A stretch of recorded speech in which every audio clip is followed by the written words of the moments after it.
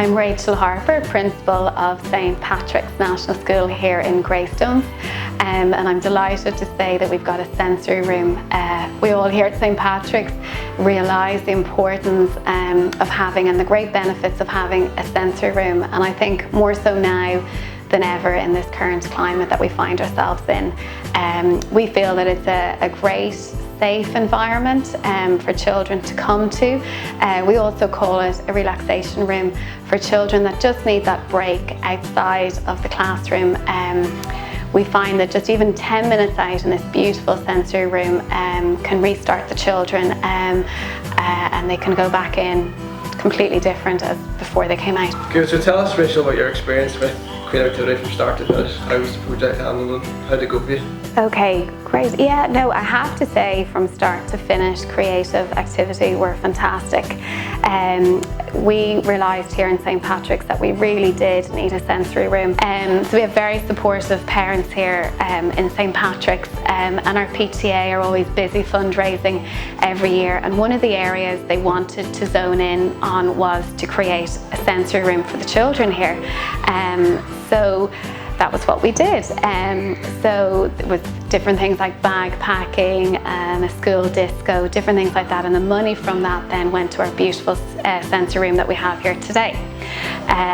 So once we had the money raised, then we had to try and figure out where to have the sensory room. So as I'm sure you appreciate, it's very hard to find a space in a primary school, so we were on the hunt trying to find somewhere, and we decided upon a storage room.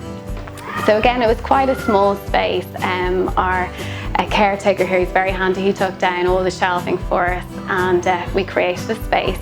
And then that's when we contacted yourselves and we thought, you know, what could we do to maximise this space, and is it possible to have a sensory room in such a small space?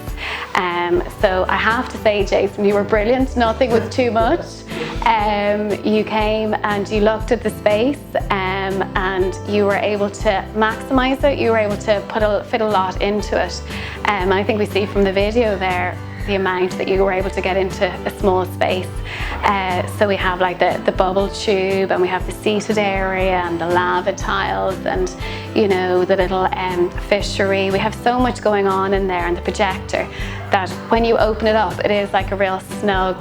The children love that. It's kind of like their hideaway place, you know. So I think if anything, the small area has maximised the effect of the room, and that's down to you and to creative activity, and along to our group of parents that were working with you, and how invested they were in it. So I know there was a lot of going back and forth until we got the right style and the right things in the room. So thank you for that.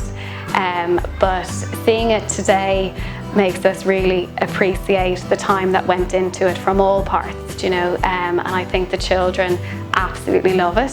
And again, we're only just back in school 2 weeks with it, just over 2 weeks, and it's definitely been used a huge amount, and it's our hope that as the children get used to it, that they will be able to go over themselves, the older children, and go in for 10 minutes and then back to their classroom for their movement breaks.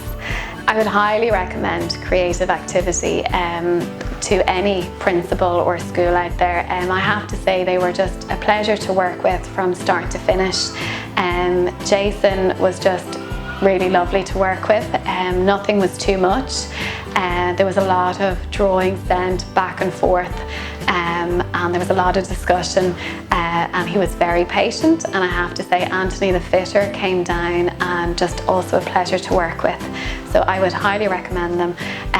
The results then, we have such a beautiful, beautiful room that we're very proud of, and that the children absolutely adore. And so thank you, creative activity.